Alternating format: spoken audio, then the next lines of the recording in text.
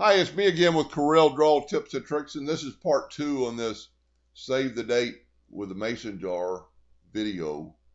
And a couple of people are loving it, and it's if you didn't watch the first one, watch it and you can find out where you can get the file from on Epilogue's fan page. But in the file there's three. There's one with a heart, one with a tag, and one with a blank. And I just showed how to make the heart one, or put another shape in there, but somebody commented they loved this one, but they'd like the tag a little smaller. So how could they make that tag? Well, there's two ways. You could make the tag or just change the tag.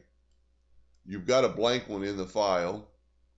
I'm going to grab the date and I'm just going to move it over out of the way. Now I'm going to take the Smart Fill tool and I'm going to fill it in. I'm going to move it out of the way. Now just for video, we're going to put that back. Now you've got that shape. Go up to here and left click, right click, and now you can make that tag smaller. So you could change around with it. And since you have a blank one, and I would always make copies before you start playing around, don't make a duplicate of that original jar so you can play around with it. And that would look pretty cool. As a matter of fact, I think the smaller one actually looks better. The date wouldn't be as big. But kind of to answer the question is how I drew that. And I don't think I can duplicate it exactly, so I just made a new one. And I'm not very happy with these, or I am, but I'm just going to show you how to draw one. And I'm going to throw a little twist in it, a little bit different, something I didn't even do. Take your rectangle tool, draw you a rectangle, and click on it, and let's change the radius of the corners. So the tag will have a little bit of corner edge on it, a little bit of rounding, round over. Now we're going to take this thing and convert it to a curve. Now we're going to take the shape tool. Let's zoom in here. Take the shape tool and get right here and add a node. Add a couple more nodes. And what I did wrong, you should never do that. Grab these two nodes and go up to add. It's going to add them in the middle. It's actually going to add them on the sides too. But those side ones aren't really going to matter. You can always delete them. They could actually stay there for all you're concerned. So now we've got all these nodes, and let's just pick the center three. Well, we need to go up here right now and left click, select them all, and left click, convert them to a curve. We'll go up here and convert them to a curve. I like the mouse version.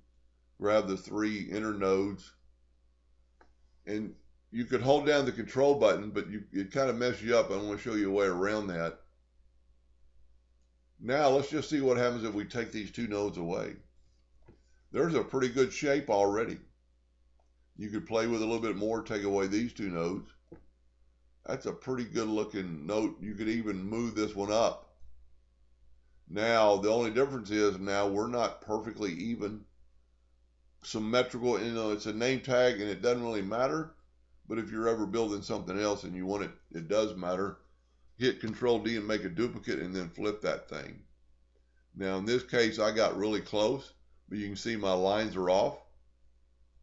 But just take the Smart Fill tool. Didn't mean to do that. Evidently, it's got a leak in there. So two ways about it. You can just use that original one. Let's see if it's, yep, there we go. And when I made a duplicate of it, Control D, it must be off far enough that it leaks. And that doesn't really make any sense. But there's another way around that. If you ever have that scenario, this thing should be on the center of the page, so I'm going to press P. Let's get rid of this one. This one's our new copy. Well, I'm going to take a line and make a line holding down the Control key to get a straight perpendicular line. Hit P. Now you can do two things here. You could take your virtual segment delete key and delete that one side or the other. Doesn't really matter. Take this, Control D, and make a duplicate. While holding down the Control key, just move that node over. Now let's see, there's two ways you could do this. You could grab it all and weld it together and you're done. I get so used to using the See, these are still 2 pieces. I get so used to doing the Smart Fill tool. I don't know why, but it does the same thing as the weld tool. And there you have a new name tag, and you can make it any size you want. And let's take this smaller new name tag, and just for the people that didn't get the first go around, how you would put it in this mason jar. What I would do is take the outside of the mason jar outline, the cut line, and move it out, ungroup it,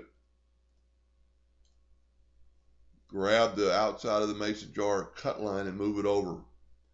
Move your new tag to where you want it to be about. Before you do anything else, make a duplicate of it, Control D, and move it out of the way. Let's move it out of the way 2 clicks. Let's take these and weld them together. Now let's take our new name tag, go down here instead of a, well, we've already messed up. No, it's a hairline.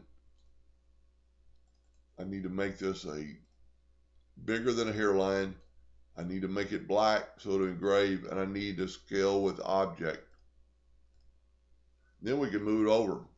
And now you look like you have a name tag on top of this. Select it all and move it over, and there's your new.